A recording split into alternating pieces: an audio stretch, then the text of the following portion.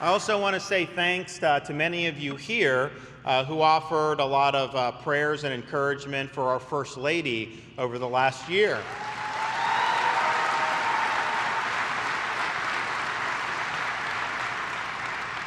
So she's not only had to go through the cancer ordeal, she's also the mother of 3 young kids, but she's also doing so many different initiatives to help people throughout the state of Florida, such as her Hope for Healing initiative to help people with mental health and with substance abuse problems. She's also doing things to help elderly people and really has made a difference for the state of Florida. And so people will sometimes refer to me as America's governor, but I can tell you this, Florida is blessed to have the best First Lady in all 50 states.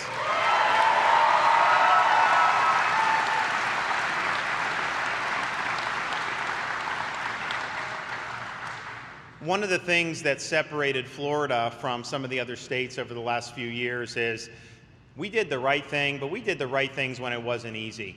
And I think if you look, what really separates somebody who's just a typical politician for somebody that can actually be a leader and actually deliver big results is courage.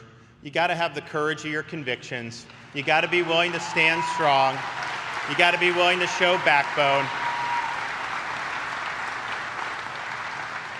And we have incoming at us all the time. No matter what I roll out of bed in the morning, the left has a spasm. We get hit by the media nonstop. That's just the way it goes. But my job is to take the arrows for you. And I'm happy to do that. And I will keep doing that.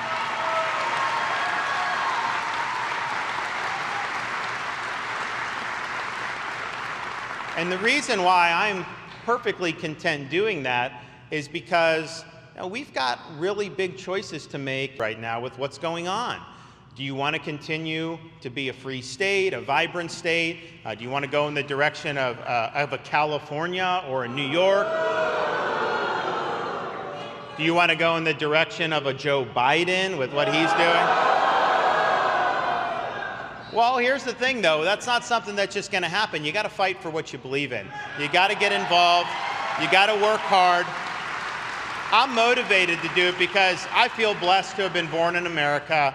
I feel blessed to have grown up in the state of Florida. We've seen a lot of changes since I was born, and particularly since I've been governor. We've had a good run, and I'm motivated to help my kids and eventually grandkids and stand up for your kids and grandkids. But I'll tell you, I'm also cognizant of the fact that the sacrifices that we have to make, the fights that we have to do, the arrows we have to take, that pales into comparison to what people have been willing to sacrifice for us throughout our history. From the very beginning of this country, people have been willing to stand on the wall and stand for freedom. And I'm reminded of that when as I mentioned, I was a congressman, and it was a short enough time that I never drank the Kool-Aid, and I'm back, and people say they miss me up there, and I don't miss them, and all this other stuff, but it's fine.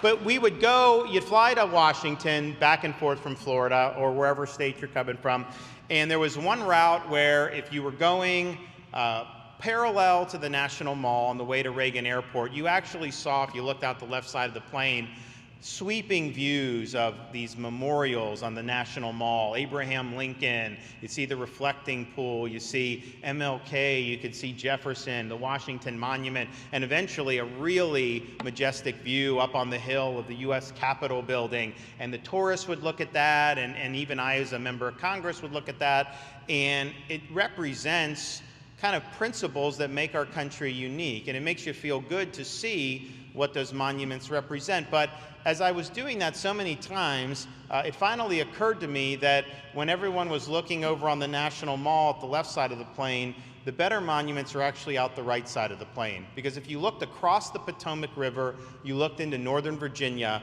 and you saw monuments, very small, very nondescript. Even from a plane flying at low altitude, you couldn't necessarily make what was on each one, but they were arranged in order, and they were going on what seemed to be rolling hills at a place called Arlington National Cemetery. And it seems to me that you can have the best Declaration of Independence in the world, you could have the best Constitution in the world, you could have some of the greatest political leaders in the world who stood for all these important values and principles, but if you don't have people that are willing to put on that uniform, risk their lives, and in many cases give their lives, those principles aren't going to amount to very much. So we stand on the shoulder of some pretty courageous people. President Reagan said freedom's only one generation away from extinction. It's not passed along in the bloodstream, and I'm more mindful of that of ever because many states were not free over the last few years. We remain free, but it was not easy to do, and don't take this freedom for granted. Don't take it for granted. You gotta fight for it. Fight for your rights, fight for your kids, fight for your grandkids, but fight because we owe it to so many people that have come before us who have sacrificed, fought, given up their own lives so that we would have a chance to live in freedom. I'm excited about the next, 60 days. We're on a very simple mission. We are on a mission to keep Florida free. Thank you all.